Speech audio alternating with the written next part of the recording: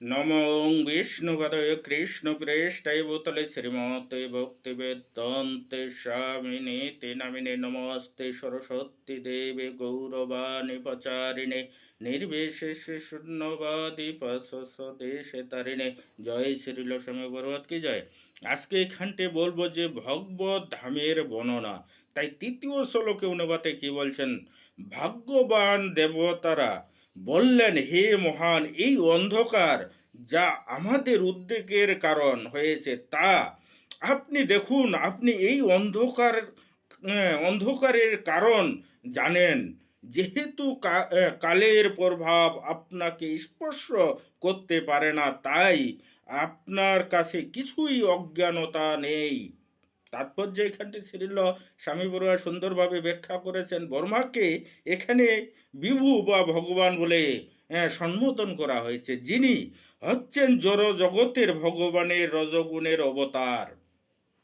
পরমেশ্বর ভগবানের প্রতিনিধি বলে তিনি তার থেকে অভিন্ন, এবং তাই কালের প্রভাব তাকে স্পর্শ করতে পারে না।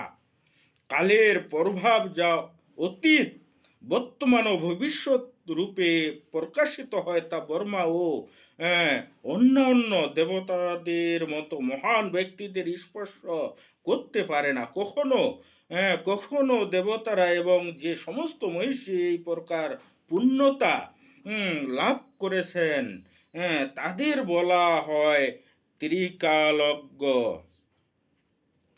তাই 4 নম্বর শ্লোকে অনুবাদে কি বলছেন যে হে দেবাদিদেব, হে বিশ্বের পালনকর্তা, হে অন্য লোকের দেবতাদের মুকুটমণি, আপনি চিত্ত ও জড় উভয় জগতের সমস্ত জীবদের অভিপ্রায় জানেন।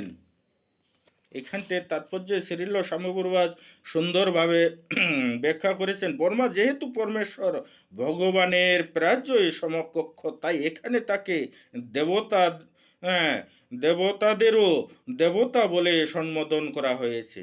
তিনি যেহেতু বিশ্বের গণ্য স্রষ্টা, তাই এখানে তাকে জগৎ জগদ্ধা বলে বর্ণনা করা হয়েছে। তিনি সমস্ত দেবতাদের প্রধান, এবং তাই এখানে তাকে লোকানতি থামনি বলা বর্ণনা করা হয়েছে। চিন্ময় জড় জগৎ উভয় জগতেই যা কিছু হচ্ছে তা তার পক্ষে জানা কঠিন নয়।